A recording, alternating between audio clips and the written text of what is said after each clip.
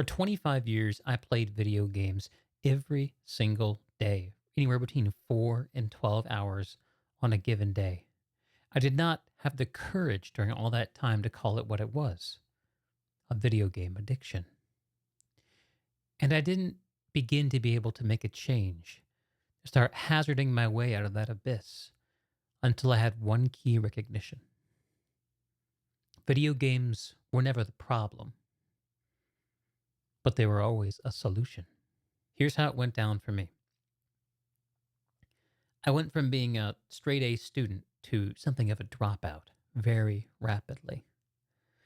In hindsight, looking back with everything that I now know, I was experiencing what I can now confidently call undiagnosed ADHD, which resulted in an inability for me to have a knowledge of what I should do and persist that knowledge over multiple days and weeks towards a bigger goal.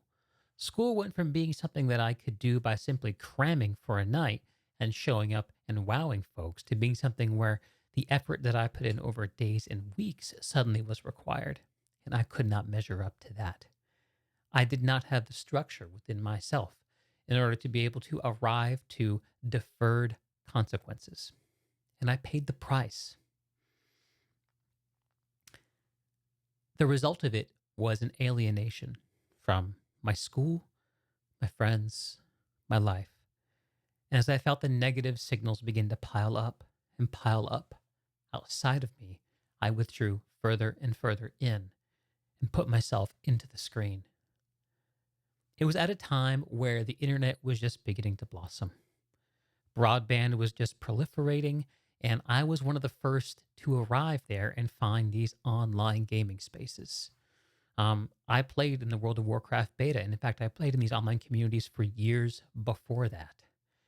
And what I found when I arrived there was a sense of meaning and connection and skill that all was desperately lacking from my day to day life.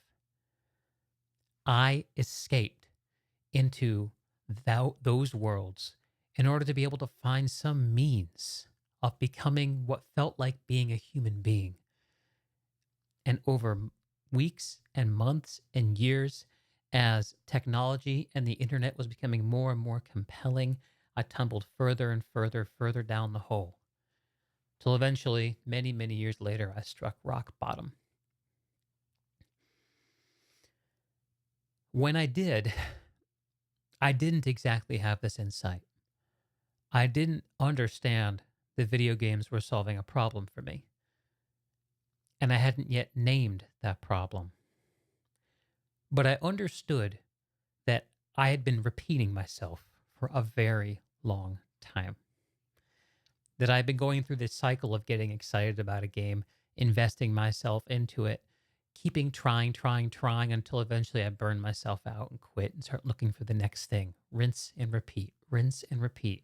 New expansions, new video games, coming back to the same two or three old games over and over again and repeating myself and always feeling frustrated that the investments and effort and love and life that I put into these worlds and these experiences did not come back to me and wondering why. This was the model that I was given. This was what I understood my place to be. This is the arena that I was built for, and it was seemingly rejecting me. So, not knowing what to do, I started taking a step out to figure out what else I could do with myself. And my first idea was not a very imaginative one. I bought this microphone and said, I'm going to start a gaming podcast to talk about video games. I greatly enjoy conversation. I greatly enjoy video games.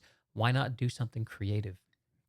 Over time, that project evolved from talking about video games to talking about people and with people who engage and create video games. And doing that eventually showed to me that what I really wanted from that was not so much the game itself, but the thing the game connected me with: a sense of meaning, a sense of connection, a sense of agency. And so I started giving that to myself. I started streaming video games. Kept doing the podcast. and I was iterating and trying and trying and trying. What finally broke the spell was something that I could not have predicted. At the same time, I was going through a major health journey where I was improving my health and losing a bunch of weight. For years and years, you can imagine being a gamer stuck in his dark room, eating a bunch of food. The weight piled up to 600 pounds. It became almost impossible and painful to be on my feet. Eventually, I got myself to a point where I dropped a couple 100 pounds and felt like I could start participating in civil life again. Didn't feel completely and totally embarrassed to put myself in a room of strangers. And I began to contemplate returns to old things that I used to love that I stopped doing when I went further and further down that hole. One of them was singing in choirs. I grew up singing in my mom's church choirs, me and my younger brother and sisters, and I always loved it. And so I looked up a nearby choir, I showed up and started singing with them. I got plugged in not just to this choir, but also to the broader context of barbershop music, which is what they performed, and the regional and national scenes of barbershop music. I could go on for hours and hours talking about barbershop music, but the important thing, the critical moment that arrived, I remember I was going through a period where I was showing up every single night and streaming myself playing games, and I was disciplined about it at this point. I did not allow myself to turn on the stream until at earliest 6 o'clock, usually around 8 o'clock. And I always gave myself my working day. I always gave myself some exercise. I always gave myself a little bit of time to do chores and get on top of things so that by the time that I sat down to my video games, I could play them with a clear conscience instead of a guilty one. I'd done all the work I could think to do to get something out of this experience. And I loaded up Baldur's Gate 3 and was immediately thrilled by it. Beautiful video game, wonderful art, and I was playing it and I found one day that the idea of logging into the game was more painful than logging out. So that's what I did. What changed? What changed was I had an experience of connection and meaning and agency that was so far beyond anything that I'd ever experienced in a video game across 25 years that I knew that I had to let it go. And it's this: I showed up to a regional barbershop event where it wasn't just my friends and fellow chorus mates I was practicing this art with.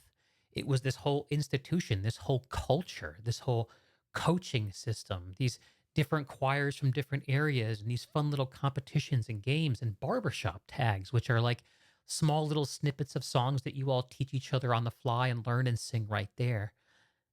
And I found in that something that I've been seeking for a long time. And it was the first time as an adult at the age of,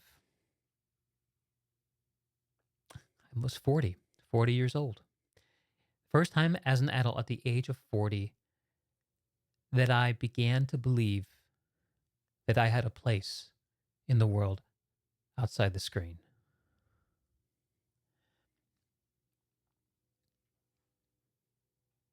You too have a place, my friend.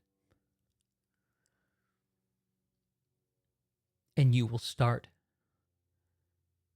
your path towards it with an invocation and a recognition, and admit that video games are not the problem, but that we are the solution.